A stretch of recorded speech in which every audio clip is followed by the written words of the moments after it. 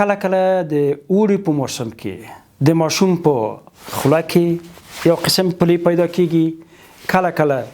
د زنې تر لاندې هم جلدي تخشونه پیدا کیږي، تخر لاندې د غټې میتیازې او تشې میتیازې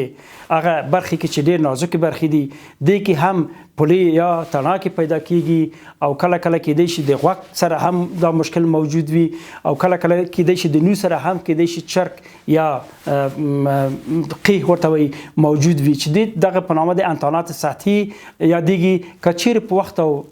زمان سره